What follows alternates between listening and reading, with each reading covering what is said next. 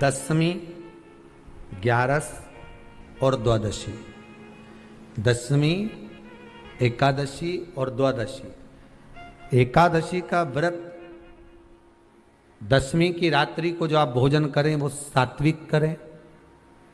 एकादशी के दिन भोजन ना करें, अन्न का भाग ग्रहण ना करें। अन्न का भाग ग्रहण ना करें।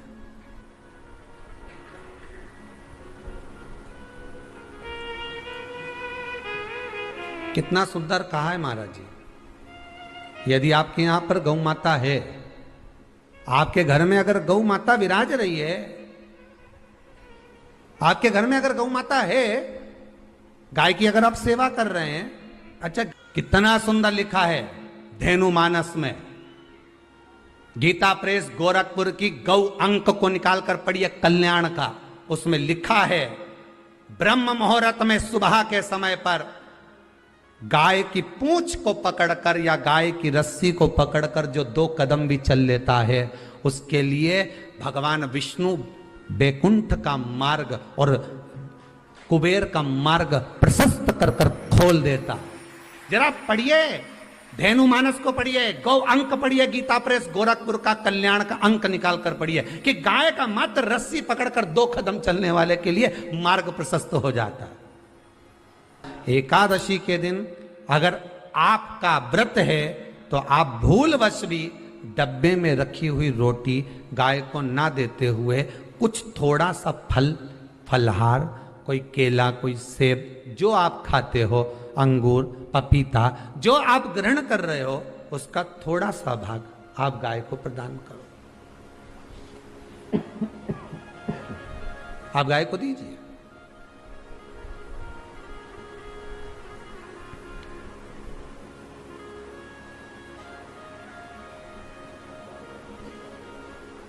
थोड़ा सा भाग आप गौ माता को प्रदान करो, थोड़ा सा।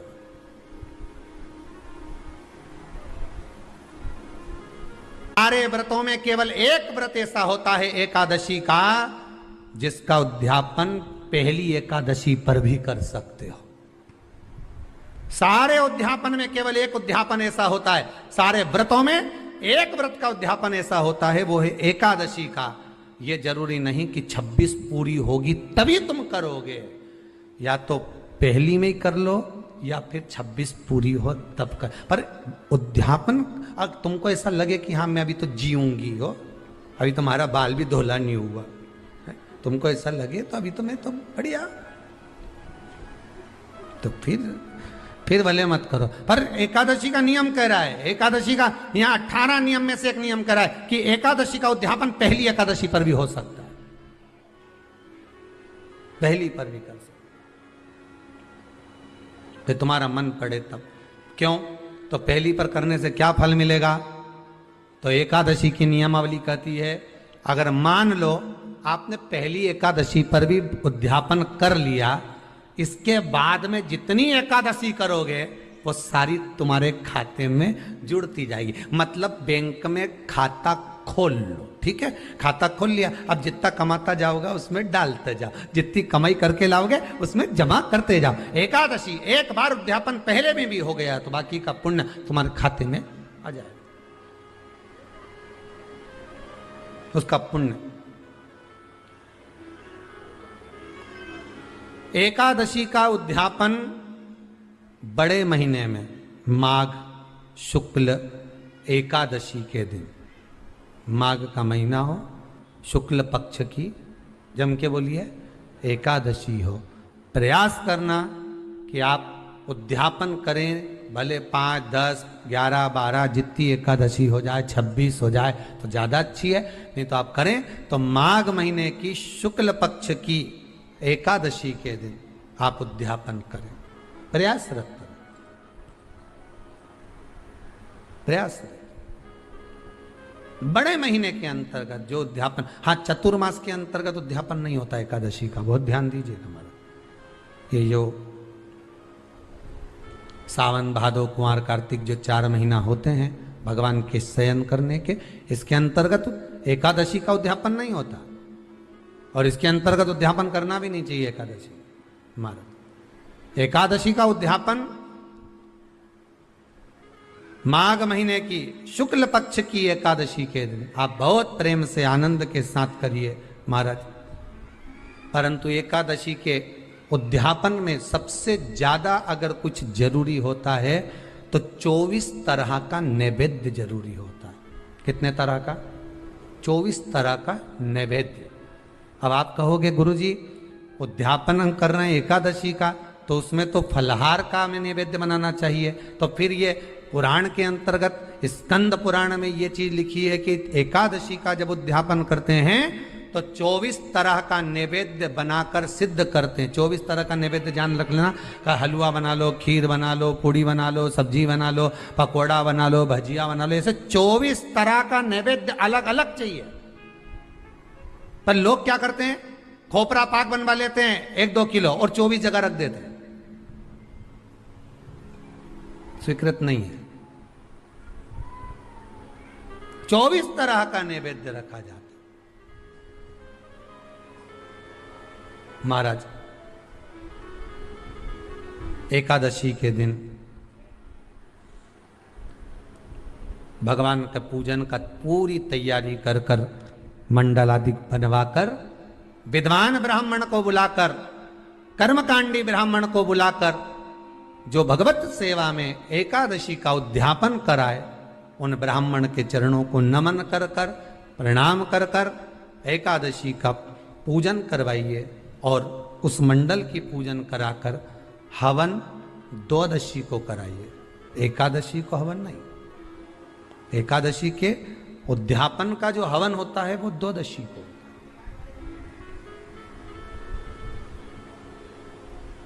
एकादशी का उद्यापन द्वादशी को बड़े प्रेम से आप खूब आनंद से हवन पूजन कराओ। पूजन कराने के बाद, हवन कराने के बाद 26 जोड़े ब्राह्मण ब्राह्मणी के बुलाकर भोजन कराकर उनको भाव से जो आप समर्पित कर सकते हो, जितनी आपकी सामर्थ्यता हो, उस सामर्थ्यता के अनुसार आप दान धर्म पुण्य करो, आप उन्हें प्रदान करो। और बन सके तो एकादशी की रात्रि को भी जागरण करें और द्वादशी के दिन जिस दिन हवन करें उसकी भी रात्रि को कुछ जागरण करें।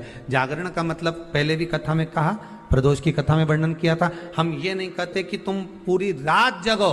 हमारा तो निवेदन है 15 मिनट का करो, आधे घंटे का करो, 20 मिनट का करो, पर रात्रि के समय थोड़ी देर अगर एकादशी का उद्यापन कर रहे हो तो जागरण थोड़ी सी देर अवश्य करें।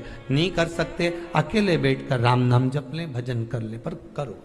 सबसे पहला नियम एकादशी व्रत का सबसे पहला नियम है कि आप जिस दिन व्रत करो उसके एक दिन पहले भक्ति का संचार इस हृदय में कर लो। भक्ति का संचार इस हृदय में कर लीजिए। जिस दिन आप व्रत करो, जैसे एकादशी का व्रत कर रहे हो तो दशमी के दिन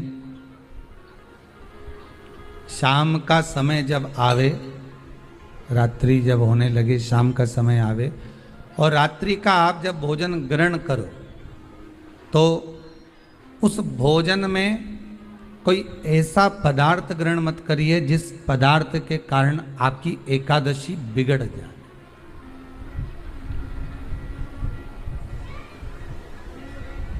कोई बेकार भोजन में ग्रहण नहीं करना, श्रेष्ठ भोजन ग्रहण करिए दशमी के दिन। और एकादशी का दूसरा नियम बहुत ध्यान से सुनिएगा। जिस दिन आपकी एकादशी का व्रत हो उस दिन प्रयास करिएगा कि अपने हाथ से किसी भी वृक्ष की कोई पत्ती टूटे ना। अपने हाथ से किसी भी वृक्ष की, पौधे की, किसी भी वृक्ष की पत्ती अपने हाथ से ना टूटे। बहुत ध्यान दीजिएगा महाराज। एकादशी का ये दूसरा नियम है कि अपने हाथ से किसी पौधे की, किसी वृक्ष की, किसी डाली की कोई पत्ती टूटे ना, कोई पत्ती ना टूटे, इसका प्रयास करिए।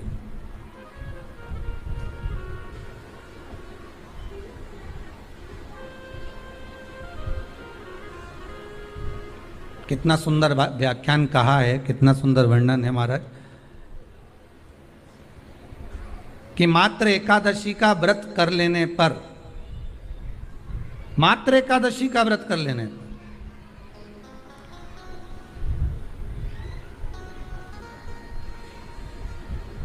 जो पूर्व में किया गया हमारा पाप कर्म है, हमने किसी जीव की हत्या करी है, हमने किसी को कष्ट प्रदान करा है, हमने किसी को अपशब्द कहा है, हमने किसी को ताने दिए, हमने किसी को आड़ा टेढ़ा कहा है, हमने किसी को गालियां दे दी है, मात्र एकादशी का व्रत ही कर लेने पर ये सारे जो दोष हैं वो समाप्त हो जाते हैं।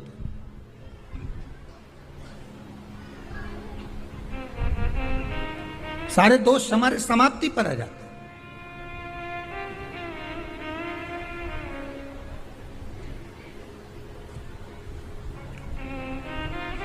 अब एक विचार करिएगा थोड़ा सा अपने मन में, अपने चित्त में, अपनी वृत्ति में एक बात उतारिएगा, एक अपने मन में एक बात को उतार कर रखिएगा कि आप अपने पाप को, अपने पाप कर्म को जिस दिन छिन्न करने वाले हो, समाप्त करने वाले हो, अपने पाप को आप जिस दिन समाप्ति पर लेकर जा रहे हो, तो उसके एक दिन पहले आपको प्रसन्नता होना चाहिए कि नहीं होना चाहिए कि कल मेरा पाप कटने वाला है, कल मेरा पाप समाप्त होने वाला है, जो मैंने पाप कर्म करा है वो समाप्त होगा, जो मैंने पाप कर्म करा है वो कल समाप्त हो जाएगा। तो एक दिन पहले आपके चेहरे पर प्रसन्नता हो कि ना हो?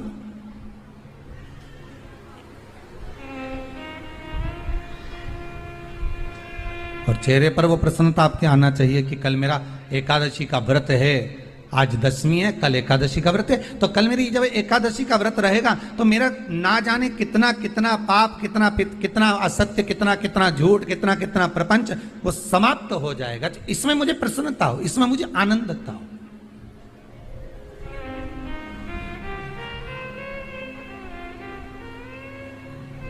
तो क्या कहा गया कि प्रयास करिएगा कि एकादशी के दिन कोई वृक्ष की, कोई डाली की, कोई कोपल की कोई पत्ती ना तोड़ी जाए।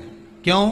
तो कहा अगर उस पत्ती को हम तोड़ देते हैं, वृक्ष की पत्ती को या क्यारे में लगी हुई कोई डाली की पत्ती को हम तोड़ देते हैं तो एकादशी का पुण्य फल प्राप्त नहीं होता, एकादशी का कोई फल हमारे खाते में नहीं जाता, पुण्य फल प्राप्त। अब फिर भले तुम चाहे तुमने मोरधन खाया हो, चाहे तुमने फिर चिप्स खाई हो, चाहे तुमने फिर व्रत का कितना ही सामान खा गए हो और तुमने सोचा कि आज मेरी एकादशी है, तो फिर उसका कोई फल प्राप्त नहीं है, उसका कोई सुख प्राप्त नहीं है आपको, फिर उसका कोई आनंद प्राप्त नहीं है आपको, फिर उसमें कोई आनंद की अनुभूति आपको नहीं मिल रही।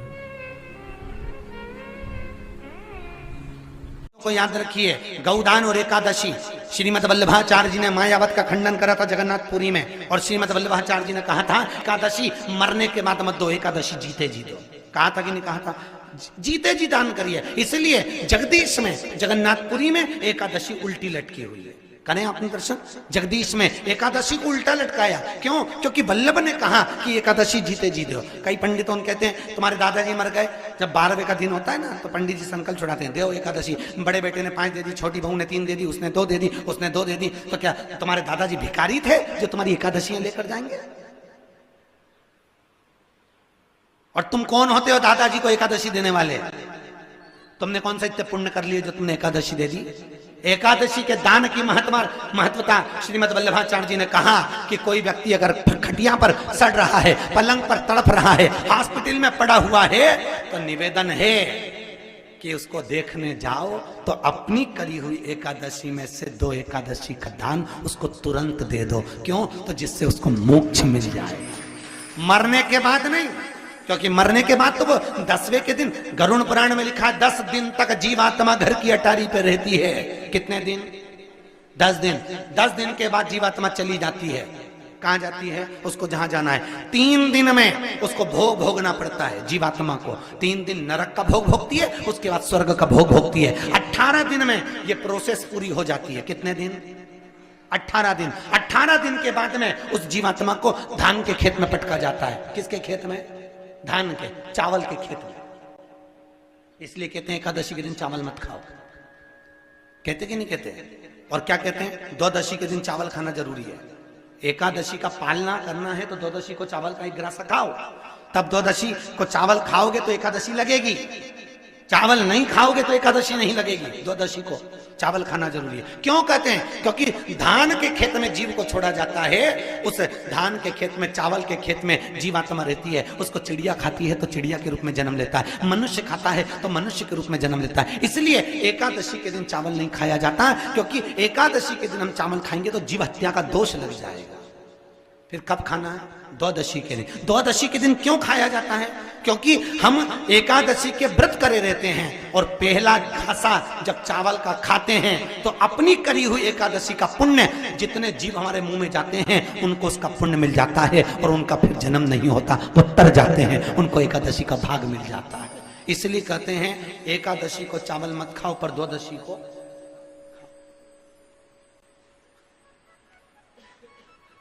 खाइए। 10 दिन तक जीवात्मा है और आपने एकादशी कब दान दी? बोलो जम के। 12वें के दिन, 13वें के दिन आपने एकादशी का दान दिया, वो मिली उनको? अरे बोलो अच्छे से। कई तो अभी तक कर रही होगी, हमारे दादाजी के निमित्त की कर रहे हैं, कर ले। फिर वही वाली बात आ गई, गुलाब के फूल में पानी जारी है। एकादशी के दिन शंकर भगवान को चावल का दाना चढ़ाना चाहिए कि नहीं चाहिए?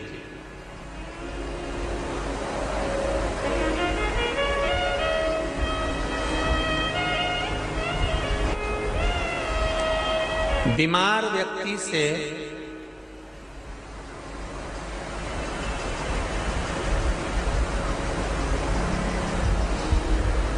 कोई बीमार व्यक्ति है, बहुत रोगीला, उसको बहुत रोग है, शुगर है, बीपी है, थायराइड है, सब कुछ है उसको, और वो रोगीला व्यक्ति जब डॉक्टर के पास जाकर पूछे, डॉक्टर साहब मेरी तबीयत ठीक नहीं रहती है, मैं बहुत कष्ट में रहती हूँ, बहुत तकलीफ है शरीर में, और अभी सावन का महीने का व्रत आ रहा है डॉक्टर साहब, 1 महीना में व्रत करती थी पहले, करूं कि नहीं करूं? तो डॉक्टर साहब क्या बोलेंगे? बोलते जाओ जरा जम के। डॉक्टर बोलेगा कि आप व्रत मत करो। डॉक्टर एक बात कहेंगे, शरीर स्वस्थ रखना है, व्रत बाद में हो जाएगा, अगले वर्ष कर लेना, पर अभी शरीर को सही रखने के लिए दोनों समय अच्छे पेट भरकर सात्विक भोजन करो और अपने शरीर को ठीक करो। सात्विक भोजन, अपने शरीर को, व्रत बाद में भी हो जाए, अगले वर्ष हो जाए।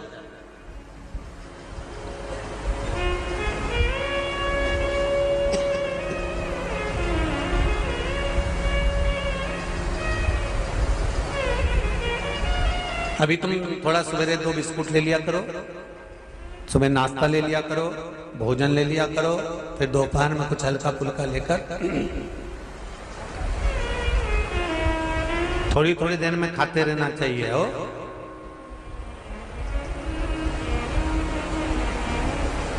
थोड़ा थोड़ा खाओ, थोड़ी थोड़ी देर में खाओ, एक साथ सुरसा जैसे मत निपटा जाए, थोड़ा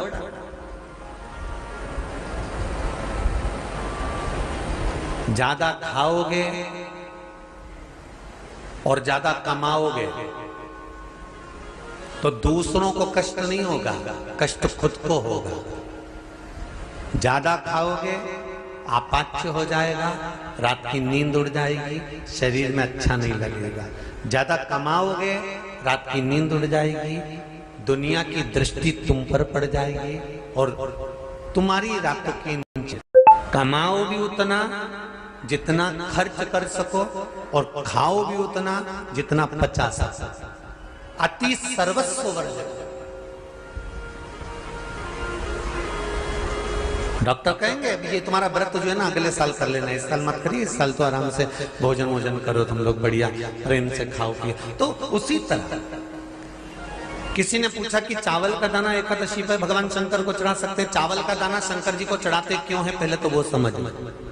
बेलपत्री का तो महत्व आपको बार बार बताया कि बेलपत्री शिव जी को क्यों चढ़ाई जाती है, कहीं रोग के लिए, कहीं बीमारी के लिए, कहीं किस कार्य के लिए, कहीं कोई कार्य के लिए, कहीं कोई कार्य के लिए। चावल का दाना अगर हम शंकर भगवान को चढ़ा रहे हैं तो क्यों चढ़ा रहे हैं, उसका कारण क्या है। चावल का दाना शिव को चढ़ाने का केवल एक कारण रहता है कि चावल को अक्षत कहते हैं।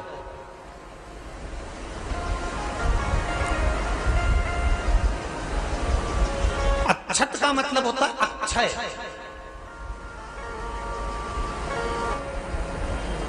उसका मतलब क्या होता है, अक्षय, जिसका कभी क्षय ना हो। जब हम भगवान शंकर को चावल का दाना चढ़ाते हैं, जैसे बहुत ध्यान दीजिएगा महाराज, बहुत समझने वाली बात है, बहुत ध्यान से।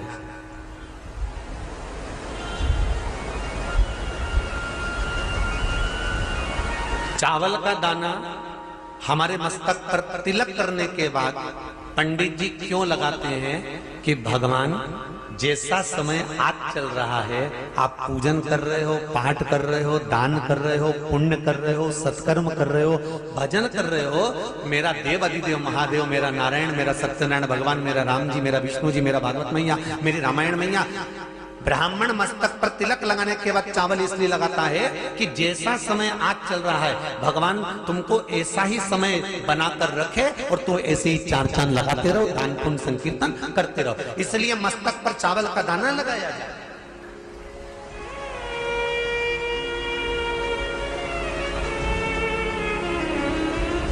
कोई मर जाता है, मरने के बाद जब तक पगड़ी नहीं होती तब तक माथे पर तिलक, चावल का दाना लगाया जाता है। जम के बोलो जरा, नहीं लगाता। किसी पंडित जी से पूछो, ब्राह्मण देवता से पूछो, ब्राह्मण देवता ये कोई मर गया और हमारा तो नियम है कि हम सिर पे तिलक लगाते हैं, चावल लगाते हैं, या पंडित जी से हम तिलक लगवाते हैं, मंदिर जाते हैं तो मंदिर में जाके तिलक लगवा के हम चावल का दाना लगवाते हैं, क्यों नहीं लगाते? उसका कारण क्या है? जब किसी के मरने के बाद 10 दिन तक, 12 दिन तक मस्तक पर तिलक क्यों नहीं लगाया जाता? 10-12 दिन तक माथे पर तिलक या चावल क्यों नहीं लगाया जाता? उसका कारण है कि ये जो समय आया है, तुम्हारे यहाँ जो गमी हुई है, तुम्हारे यहाँ कोई मर गया है, तुम्हारे यहाँ किसी के प्राण छूट गए हैं, तो ब्राह्मण इसलिए तिलक नहीं लगाता आपको, इसलिए चावल का दाना नहीं लगाता कि ऐसा दिन भगवान अब ना लाए, इसको अमर ना करे, इसको अक्षय ना करे, इसको प्रबल ना करे। और जब चावल का दाना, तो यहां शिव महापुराण की कथा करेगी, चावल का दाना हम शिव जी को क्यों चढ़ाते हैं, भगवान को क्यों समर्पित करते हैं, भगवान की पूजन में अक्षत क्यों समर्पित करते हैं, चावल क्यों समर्पित करते हैं, उसका कारण क्या है? तो कहा आज मैंने जब चावल का दाना आपको समर्पित करा है, जिस भाव से, जिस विश्वास से, जिस श्रद्धा से, जिस मन से मैं आपको रिझा रही हूं, हे भोलेनाथ मेरी ये मनोकामना पूर्ण कर, इसको अक्षय कर देना, इसको अमर कर देना, बस इतनी कृपा आप कर। अब किसी ने पूछा एकादशी के दिन चावल चढ़ाए कि नहीं चढ़ाए, तो यहां तो सीधी सीधी बात है, बीमारी देखकर थोड़ी ना आती है कि नवरात्र चल रहे हैं कि सावन का सोमवार चल रहा है, बीमारी तो बीमारी। तुम चावल मत खाओ। तिरुपति कौन कौन गया, हाथ उठाओ, ठीक है। जगन्नाथ जी कौन कौन गया, हाथ उठाओ, हाँ ठीक है। द्वारका जी कौन कौन गया, हाथ उठाओ, ठीक है। बद्रीनाथ कौन कौन गया, हाथ उठाओ, ठीक है। एकादशी के दिन कभी तुम बद्रीनाथ चले जाओ, एकादशी के दिन तुम द्वारका चले जाओ, एकादशी के दिन तुम तिरुपति चले जाओ, एकादशी के दिन तुम जगन्नाथ चले जाओ, एकादशी के दिन तुम्हारी मर्जी पड़े भगवान के किसी धाम में चले जाओ और भगवान को भोग लगाओ और उनकी थाली को झांक कर देखना, उसमें चावल जरूर मिलेगा, उसमें ऐसा नहीं है कि चावल नहीं मिलेगा।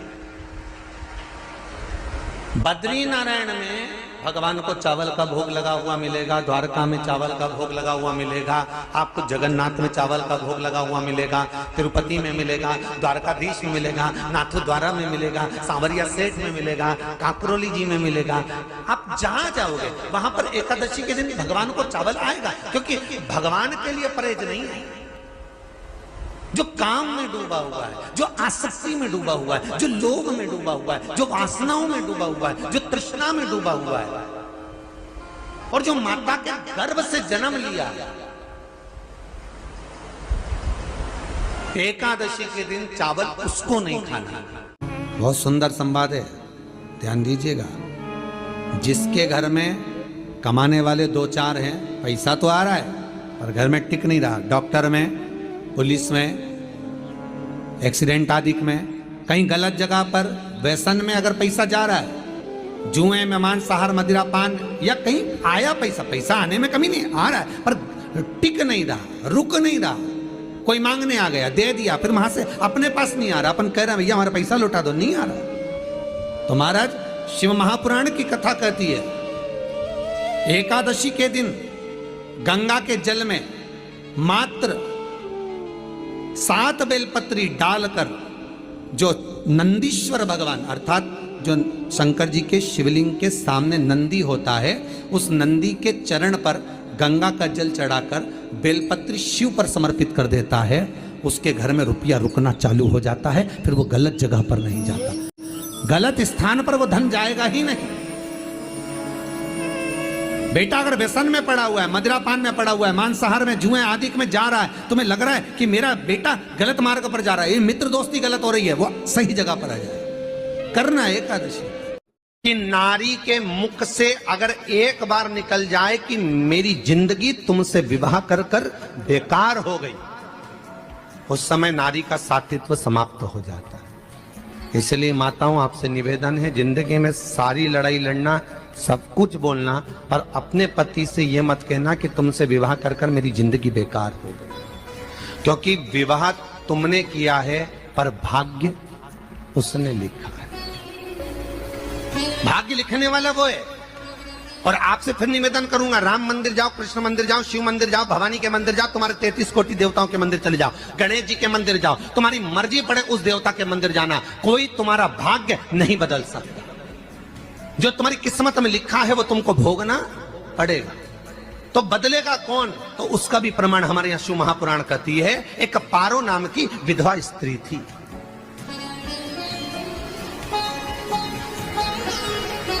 क्या नाम है उसका? नाम पारो। विधवा है, पति नहीं है, एक बेटा है। और विधवा स्त्री जो थी वो गर्भ से थी, उसका संतान नहीं हुई थी, पति मर गया था, वो गर्भावस्था में बेटा रह गया और पति चले गए। पारो बड़ी दुखी थी, भगवान का भजन करती बहुत, घर में कुछ भी नहीं था, जो व्यापारी जो धन था उसके पति का वो सब लोग खा गए। जब जैसे व्यक्ति जब तक जीवित है तब तक संसार उसका है, जैसे ही वो गया उसका सारा धन भी उसके साथ चला गया, व्यापार धन। रो पारो, आंखों से अश्रु बहता है, नैनों से जल बहता है, नैनों से बिंदु बहता है, और पारो की आंखों से जब आंसू बह रहा है, अश्रु निकल रहा है, जल बह रहा है। बेटे को जन्म दिया, उसने सोचा अपनी जिंदगी तो बेकार हो गई, पर बेटा जन्म लिया तो इसका नाम अच्छा रख दूं तो हो सकता है भाग्य आगे अच्छा हो। तो उसने उसका नाम भाग्य सिंह रख दिया। क्या नाम रखा? भाग्य सिंह। भाग्य अच्छा रहेगा इसका, तो हो सकता है कुछ अच्छा कर ले। पर बेटे की भी किस्मत इतनी प्रबल नहीं थी। माँ जगह जगह बर्तन मांझ कर, काम कर कर बच्चे का पालन कर ली। बच्चा थोड़ा बड़ा हुआ, माँ मेरे सारे मित्र सेठ हैं, अब मेरा ही किस्मत, मेरा ही भाग्य ऐसा क्यों है? मेरी ही किस्मत ऐसी क्यों है? ऐसा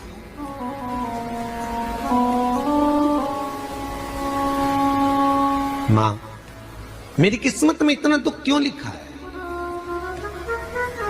माँ भोजन तक हमको समय पर नहीं मिलता, हमारा भाग्य ऐसा क्यों है माँ, हमारी किस्मत ऐसी क्यों है। माँ कहती है बेटा जो ललाट पर लिखा उसे कौन टाल सका। माँ बच्चों को समझाती है, माँ बच्चों को कहती है, धीरे धीरे समय निकलता है। माँ एक बार बता माँ, तू कहती है कि सब भगवान ने लिखा है भाग्य में, तो भगवान कहाँ मिलेगा मुझे बता दे। माँ बोलती है ऐसी कोई जगह नहीं जहाँ भगवान नहीं, वन में मिलेगा। हाँ मिलेगा। माँ का कहना मानकर भाग्य सिंह वन में चले गया और घने जंगल में भाग्य जब गया भाग्य सिंह, और घने जंगल में जब पहुंच गया, ढूंढते ढूंढते ढूंढते ढूंढते ढूंढते तो भी भगवान तो भगवान की छाया तक नहीं मिली, भगवान की छाया तक। आंखों में जल भर गया, बेहोश होकर गिर गया। शाम का समय था, विष्णु और लक्ष्मी निकल कर जा रहे थे। लक्ष्मी और विष्णु जाते जाते उसको देखकर रूप बदल के उसके पास गए। बेटा आपका नाम क्या है? हमारा नाम भाग्य सिंह है। कहाँ जा रहे हो? भगवान से मिलना है हमको। क्या काम है तुम्हें भगवान से? भगवान से पूछना है कि मेरी किस्मत ऐसी क्यों बनाई, मेरी किस्मत में गरीबी क्यों लिखी, मेरे भाग्य में इतना दुख क्यों लिखा। मुझे भगवान से पूछना है कि मेरी किस्मत ऐसी क्यों बनाई, मेरी किस्मत में इतना दुख क्यों लिखा। इतनी तो भगवान बोले ये तो देखो भाग्य भाग्य की बात है, सबके भाग्य में अलग अलग होता है। नहीं नहीं मुझे भगवान से पूछना। तो हुआ क्या? मैं बहुत गरीब हूं, मैं बहुत दुखी हूं, भगवान से प्रार्थना है कि मुझे कुछ मेरी जिंदगी का अच्छा कार्य कर दीजिए।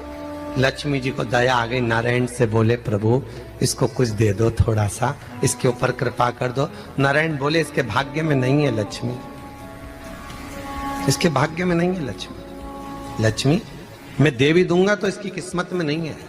लक्ष्मी कहती है आपका काम देने का है, आप तो दो। भगवान ने कहा लक्ष्मी नहीं है भाग्य में, तुम तो दे दो। लक्ष्मी जी के कहने पर नारायण ने उसको एक हीरे का हार दे दिया। ले ये ले हीरे का हार। वो प्रसन्न हो गया, हीरे का हार मिल गया। और हार लेकर वो चला, और चलते चलते उसने सोचा मेरी मम्मी को दूंगा, मेरी माता को दूंगा, माँ बड़ी प्रसन्न हो जाएगी। हीरे का हार लेकर जा रहा था। हार ले जाते उसको रास्ते में इतने में उसको तुरंत उसी समय पर कहीं सोचाधिक कर्म के लिए जाना पड़ा। उसने सोचा इस हार को इस पत्थर पर रख देता हूं, अभी आऊंगा वापिस इस हार को उठाकर घर लेकर चले जाऊंगा। और सोचाधिक कर्म के लिए वो चल दिया। गया, हाथ धोकर आया, इतने में एक चील उड़ती उड़ती आई, उसका हार लेकर चली गई।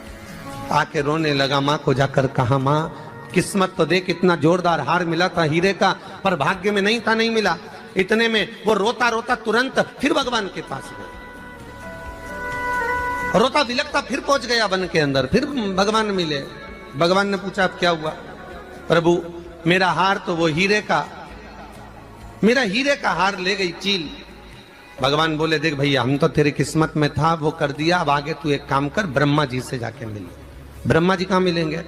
यहां से आगे जा, ब्रह्मा मिल जाए।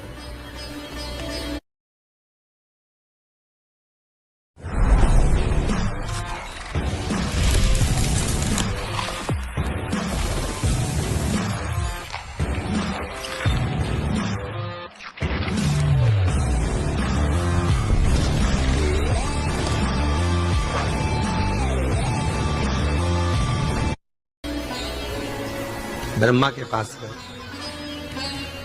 ब्रह्मा जी ने कहा क्या हुआ?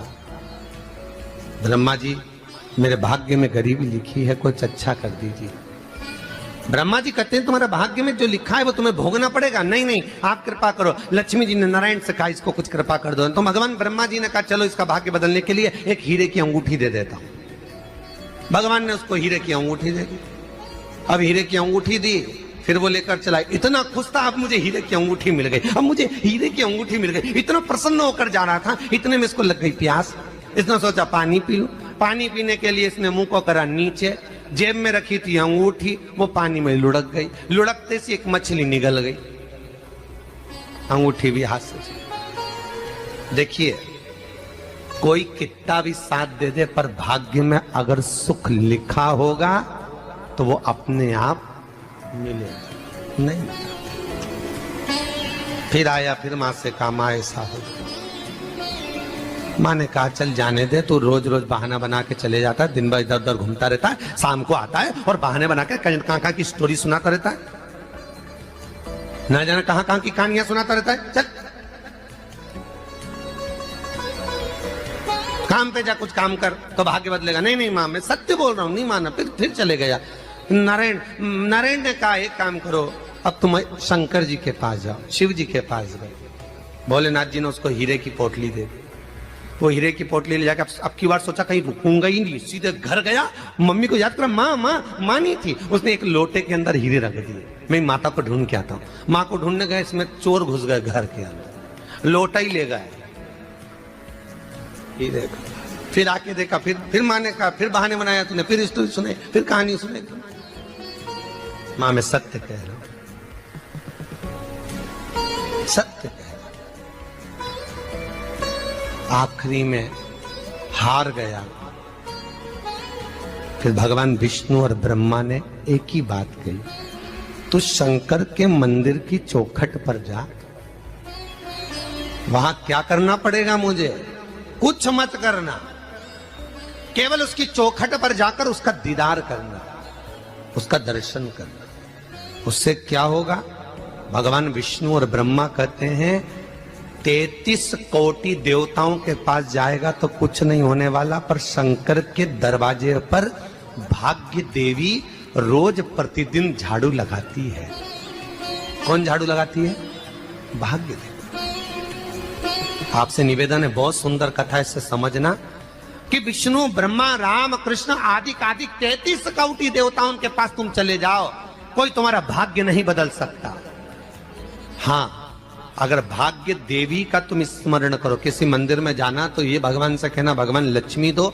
भगवान से लक्ष्मी मत मांगना, भगवान से कहना मेरा भाग्य ऐसा कर दो, या भाग्य देवी की कृपा मुझ पर बरसा दो जिससे मेरा भाग्य बदल जाए, कुछ अच्छा हो जाए मेरी जिंदगी में। तो जाके शंकर के मंदिर के बाहर खड़े हो, भाग्य देवी मां झाड़ू लगाती है, भाग्य देवी उनकी चौखट पर बैठी रहती है। तू जा, उससे क्या होगा? बस देवता तो तेरी जिंदगी बदलने के लिए कब से इंतजार कर रहे हैं, पर तेरा भाग्य नहीं बदल पा रहा। तेरा भाग्य बदलेगी तो भाग्य देवी ही बदलेगी। गया, शिव मंदिर के दरवाजे पर जाकर खड़ा हो जाता, भीड़ होती तो दरवाजे से दर्शन कर लेता, बाबा से नयन मिलाता, रोज प्रतिदिन जाता। एक दिन शंकर जी ने भाग्य देवी से कहा, देवी इसका भाग्य बदल दो। देवी कहती है, भोलेनाथ इसकी किस्मत में ब्रह्मा जी ने यही लिखा है दुख, इसकी किस्मत में ठोकरें खाना ही लिखा है। भाग्य देवी तुम मेरे दरवाजे की झाड़ू लगाती हो, आज इसके भाग्य की झाड़ू लगाई। भाग्य देवी ने कहा, भोलेनाथ आप कह रहे हो? हाँ मैं कह रहा हूं, क्योंकि मेरे दरवाजे पर इतने दिन से रोज आ रहा है और मेरे दरवाजे से खाली चले जाए अच्छा नहीं लगता। भाग्य देवी ने भाग्य बदला। एक सोने का सिक्का झाड़ू लगाते लगाते दरवाजे पर पटक दिया।